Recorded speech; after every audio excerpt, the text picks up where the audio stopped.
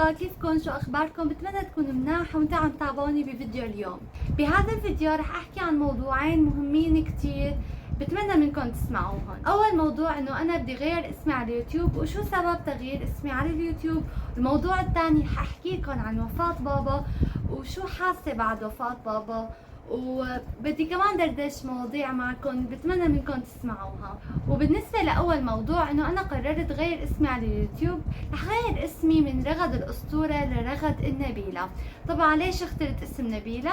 لانه اسم نبيلة بيشبه اسم بابا الله يرحمه يا رب. بابا الله يرحمه اسمه نبيل، وانا كرمال اتذكره على طول وكرمال اتذكر نصايحه وحكيه الحلو قررت سمي اسم اكثر شيء بحبه هو اليوتيوب على اسمه، فصار اسمي رغد النبيلة. بتمنى تعطوني رأيكم بالتعليقات على اختياري لاسم نبيلة، وكتير متحمسة اصوركم فيديوهات باسم قناتي الجديد، وبإذن الله رح يكون هذا الاسم ثابت لقنواتي على وسائل التواصل الاجتماعي. الشغلة الثانية اللي بدي اقول لكم اياها هي عن وفاة بابا الله يرحمه يا رب، وشو حسيت بعد وفاته. انا بابا الله يرحمه توفى يوم 13 رمضان، كان بنص رمضان وقت توفى.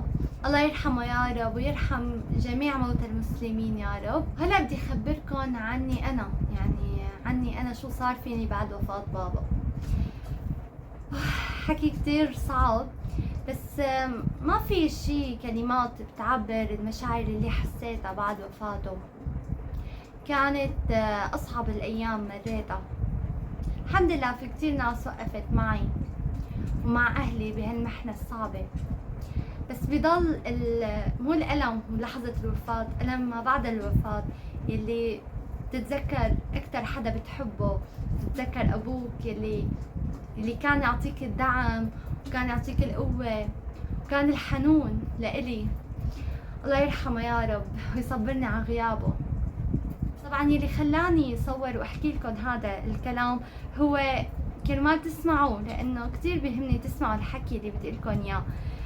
سواء ابوكم متوفي او عايش باذن الله، كتير مهم تسمعوا هذا الكلام اللي بدي لكم اياه. بدي لكم شغله كتير مهمه، انه هي الدنيا كلها مصاعب وتحديات. رب العالمين بيعطينا التحدي كرمال يختبر صبرنا، يشوفنا هل هذا العبد تجاوز الاختبار ام ما تجاوزه.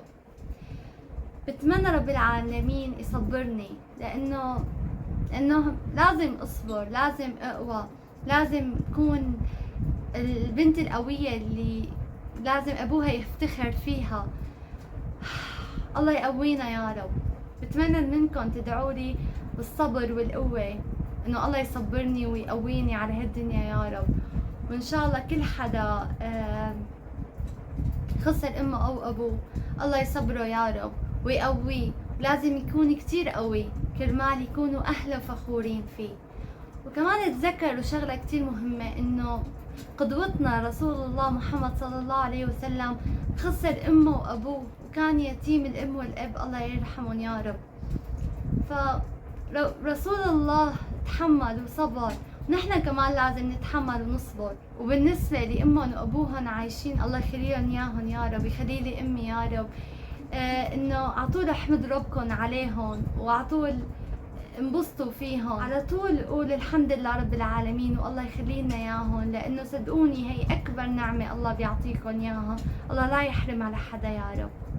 ما بعرف شلون بده يطلع الفيديو بصراحه، لانه انا شوي مدبكه بالفيديو، ما عم اعرف وصلكم المشاعر اللي حاسستها، بس بتمنى تكونوا وصلت فكرتي انه نحن لازم نكون اقوياء، ولازم نواجه التحديات كلياتها اللي بتمر علينا، ولازم نكون قد ثقة أهلنا فينا وقد ثقة ربنا فينا، إنه نحنا شو ما صار فينا بدنا نضل أقوياء، لأنه بالنهاية كلياتنا بهالدنيا هي رحلة لإلنا.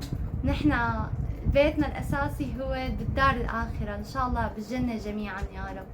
وهيك بيكون خلص الفيديو. بعرف شوي هيك لخبط، بس اتمنى تكونوا حبيتوا الفيديو واستفدتوا منه، والله يا رب يخلي لكم اهاليكم ويرحم كل الموتى يا رب، وبتمنى منكم تشتركوا بقناتي إذا أول مرة بتشوفوا القناة، وشكرا كثير لكم، وبدي لكم مع السلامة، وبشوفكم فيديو جديد. سلام.